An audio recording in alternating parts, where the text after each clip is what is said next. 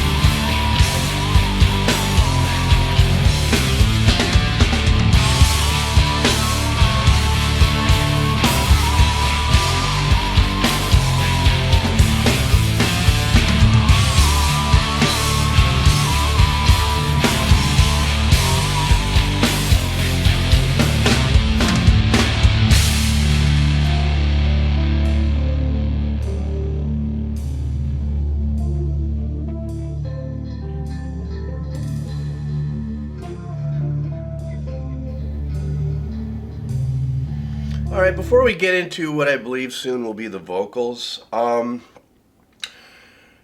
of the things that you just can't get away from is because of, was it 40 years, 50, almost 50 years difference. Well, I don't know when this was released, but for me listening to it, that's how long.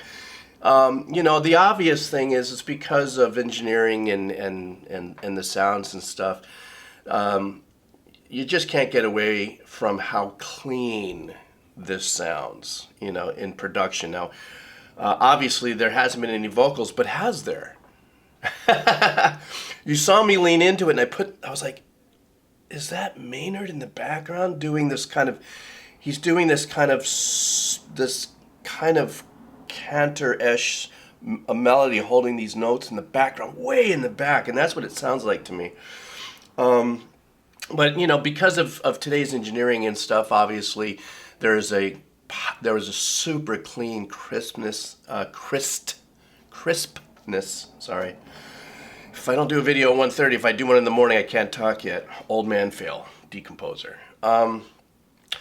The opening that we're very familiar, da, da, da, da, da, da, da, on this side, I'm trying to listen. Sometimes it's just so hard for me because they're so good at mixing tones with their instruments, and sometimes I was wondering, is that Justin playing way up high? So I'm not going to try to go there, but I appreciated the tones and the effects on that. Was just perfect. I can't at this point. I'm into this song to be into this song, not because it's a Zepp cover. It just sounds fantastic. There's the original melodic arrangement, and then there's a little bit of going around the original melody here, which is part of doing a cover. You're adding your own things to it. So anyhow, I just had to stop and just had to express myself in that because I know I'm really probably going to get fully blown away coming up soon. So here we go.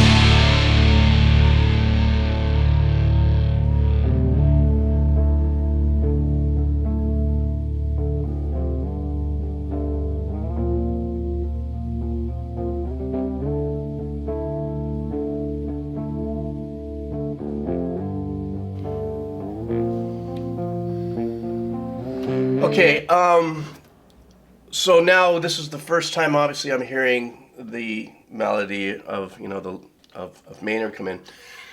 Excuse me. Now, obviously, the effect on the voice, this is part of production, the dynamics of production. This is the dynamics of making decisions when you do covers on how are we going to make things sound differently. Sometimes It's going to be by the performance. It wasn't note for note the same, obviously, and I loved because Maynard can do anything with his voice. He's capable of just about anything. The decision to just kind of skirt around certain parts of the phrasing of the melody, I dug. Super cool. But I was really kind of entrenched a little bit in because of the predisposition to be a decomposer and a musical geek. I was kind of focused a little bit on the effect on his voice. I know that I've read many comments of many Tool videos that I've done that how on the show he might use a megaphone and stuff. But I'm going to lean into the possibility that that post effect is not a megaphone, and he's doing what he's doing, and they're heavily compressing the voice and then, rolling off like the lows and the highs, and it's really kind of mid, and who knows what other post effects they put on it. Another thing is, God, Justin's arrangements. He's got such very unique, flavorful mini motifs that are going on there, and I'm still thrown a little bit because there's obviously some layering going on there. There's a note that's being held in the back, constant, and I can't. I've learned early not to think that could be. I just know that I'm hearing it, and to me, it's a very important part of this expression of no quarter. What Tool does, the best is sets you on a path, and a lot of times, because a song is in, typical. Well, I hate to say typical, but Tool key framing would be the key of D, and they continue on that journey. Even though there is chord changes here, and it's not in a constant one chord or one note type of pattern, there's still that low note that's carrying there. So I don't know if that's what kind of an overdub that might be. If it's just maybe Justin holding out the note and letting it ring and just carry on an overdub, or if it's Adam doing the same thing. Adam's tones on his guitars for this are the clean playing. The crunch is the crunch, that sounds great, and the engineering on that is great. You know how I am about the dynamics, but the tones on his clean guitar, what he's playing, are very, very unique and perfect because it's a somber. This is kind of a somber vibe going on. Hello, son. This is a somber vibe, so those warmer tones in his clean electric guitar sound, I'm just gelling on that. Just big time. Also, obviously, Maynard's voice cleans up in the last part of what I just listened to. It was good to hear him, come out and just nail it. And this is one of those songs too where I just feel like, oh my God, I'm having a brain fart. Why can't Danny is just loving every bit of this performance, from here, he's not all over the place. He's not being the Danny that we usually know, and he's just there and powerful and committed and soulful. It's like standing up, and if you were to play this in front of Led Zeppelin, you want to be that, and that's what I'm pulling from it. And then that's it. And then once again, what I was mentioning earlier with the guitars, the fact that you have Adam, kind of sauntering around with this clean sound, and it's a mono signal with some effects. It gives you the ambience, but then of course when the crunch comes back in, it's hard. It hits you in the head. It splits your ears, when you're listening to it in cans. So that's part of the bigger experience. So all right, you can see how mellow I am with this right now. All right, let's keep going. All right.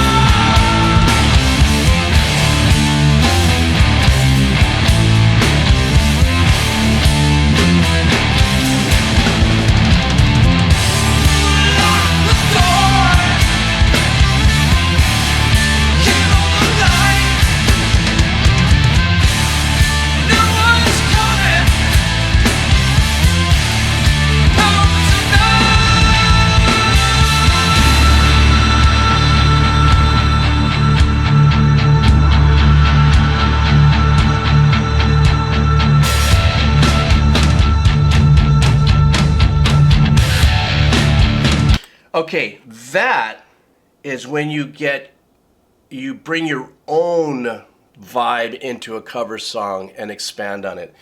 So let's start with what I heard at the very beginning. So as Adam was, doing his guitar playing in the middle once again. Now that sound was really kind of narrow and in the middle mono wise. Okay, Danny doing what Danny does best. Those volume up, those crescendo, decrescendos of the rolls. Very, very chicken skin. That's just a lot of thinking of what to do there, and then feeling and playing, but just how to insert himself into the beginning of this passage, musically, composition and arrangement wise, but as a musician, there's so many nuances that drummers have a handle on, and not everything is going forward, and not everything is killing it and stuff like that, and the stuff like that makes drums breathe. Without you, being the pure listener, knowing what's happening, but me as I'm just that nuance of volume of the crescendo and the decrescendo of that. As that passage, Tool does what they do best by stretching, and being building arrangements all over patterns and keeping it going to let you rinse. You kind of sink into it and get yourself kind of nulled into a vibe. And as it built, there was obviously an overdub that went there with an acoustic guitar that kind of built into it. I like the fact that the human element is that everybody is playing their instruments, in the sense that it doesn't seem like anything would have been kind of lined up or shifted, which is an engineering thing sometimes. If you want a sense of absolute, perfection, you might nudge, phrases in a file to make everything lock down perfectly.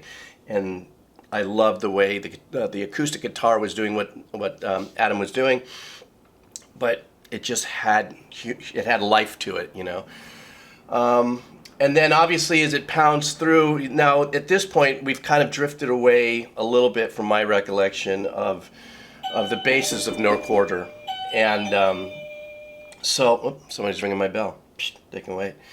And so at that point, now we're in a journey with Tool, and Maynard and everybody comes in with the power and everything.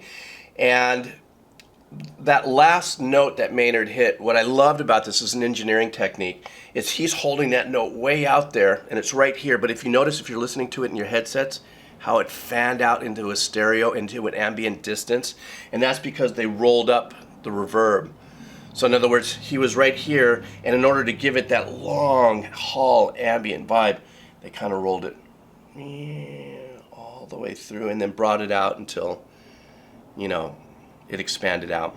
Anyhow, so let's continue on. Let me go back a little bit.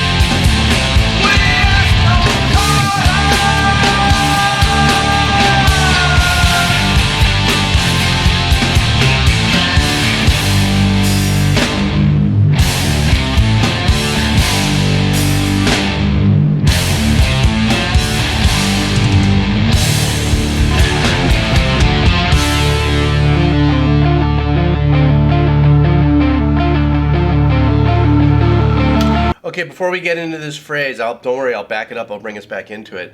There we go. Danny was having his fun there. He definitely lit up at the beginning of where I've restarted again. And then, they did that nice little kind of ode to the cover song chord changes until they got back into something that was really familiar, and Maynard came in. But during that part of the phrasing, for me, everything got locked engineering-wise. Everything was kind of pocketed right here, okay? Came in right to the middle. And Danny exponentially was in control of the ambience as far as the engineering, what we're hearing in the space, in the stereo space of the track here is really Danny's carrying. He went off on the toms and he did what he was doing at the beginning. He established what he was doing, and then it became kind of somewhat his world a little bit. And then when everybody came back in, Maynard came back in to finish off, the familiar phrasing and everything, that they kept it here until this last section. They blew the guitars back out hard left and right. And then everybody, kind of came in as one, or it became, like a power line of one. So that was super cool beans. Okay, so I'll go back a little bit so we can rinse through this whole thing and then take it out. Here we go.